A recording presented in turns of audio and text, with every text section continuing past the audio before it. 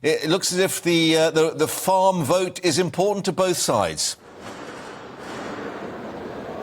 That's exactly right, Mark. Keir Starmer, near the start of his speech, mentioning that the Labour Party in the past has come across too much as the party for urban Britain, and that he was trying to rebuild the Labour Party from top to bottom in order to represent all of the communities around the country. He mentioned of going to a farm in Solihull and speaking to that farmer, and emphasising with the room how important farming was, and particularly domestic production was. And that's where some of the commitments that he's made at this conference today start to kind of come in, renegotiating or negotiating a deal with the European Union on farming to remove some of the barriers that the NFU members of here have been saying that they're facing. Also committing £1.2 billion of public money to be spent on actual, British produced food, with 50% just the minimum of all public sector food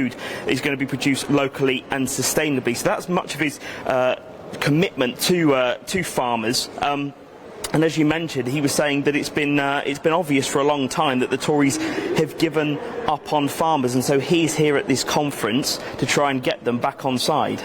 Yeah, and it's interesting, of course, in his opening remarks, where he was saying that he'd expected perhaps to be in the Commons today to vote on a deal in terms of the Northern Ireland Protocol, a European deal. But clearly he is intimating that Labour will want a closer relationship with Europe, particularly on this issue of agriculture.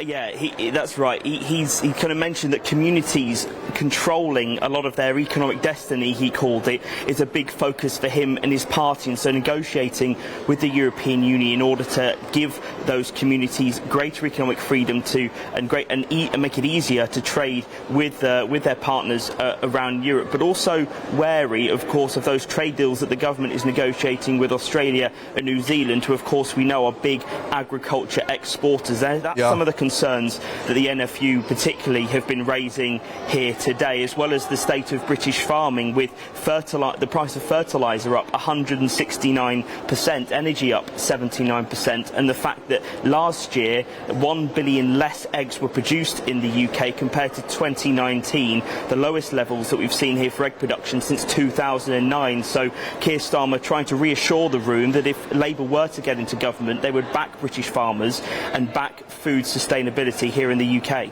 Yeah, because we saw some of the rationing, of course, at supermarkets on those eggs, we remember, and suggestions even at the moment that fruit and veg is being rationed by some stores as well. And just finally, Jack, I mean, what was the response? What sort of welcome did he get?